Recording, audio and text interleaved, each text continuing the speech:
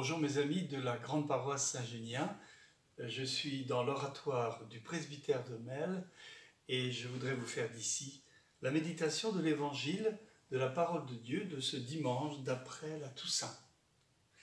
Quel paradoxe une fois de plus que la parole de Dieu nous prend de court décidément.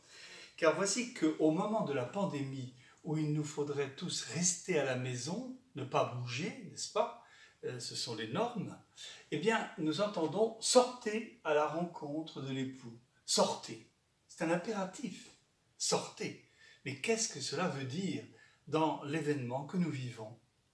Je crois que le livre de la sagesse nous parle d'un visage très souriant de Dieu qui vient à notre rencontre, alors que nous désirons le voir, c'est lui qui vient nous voir et qui nous présente son amour. Dans le psaume 62, nous avons un peu même chose, c'est-à-dire que la rencontre avec le Seigneur est chantée par nos lèvres, par nos mains, est chantée par tout notre corps, par toute notre âme. La rencontre avec Dieu, le fait de sortir de soi et d'aller vers lui, nous surprend parce que c'est lui qui vient vers nous, en quelque sorte. Alors l'évangile, avec les jeunes filles sont des demoiselles d'honneur qui attendent l'époux à la porte du festin du royaume des cieux. Ce ne sera pas un mariage avec seulement 6 personnes, comme le demandent nos normes aujourd'hui officielles. Non, ce sera un festin pour tous. Et dans l'évangile, nous voyons ces jeunes filles qui attendent avec de l'huile qui est un petit peu insuffisante pour cette longue attente dans la nuit. Oui, vraiment, nous redécouvrons ici « sortez à la rencontre de l'époux ». Cela veut dire cet immense désir qui nous habite d'aimer et d'être aimé. Effectivement, saint Augustin résumait un jour les 3 étapes de notre vie en disant que nous étions d'abord faits pour aimer, être connu, être reconnu.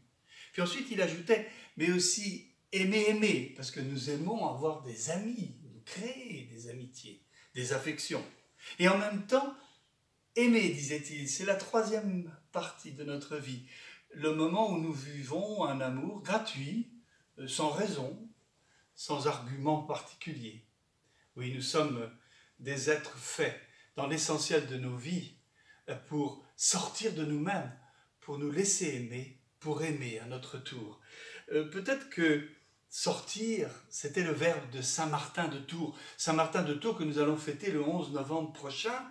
Effectivement, n'est-ce pas ce qui est arrivé à cet homme qui, un soir, dans la ville d'Amiens, est sorti de nuit, dans la neige, et là, il a rencontré un pauvre. Eh bien, vous ne me croirez pas. C'était le Christ qu'il venait d'habiller de son manteau partagé. Ainsi soit-il.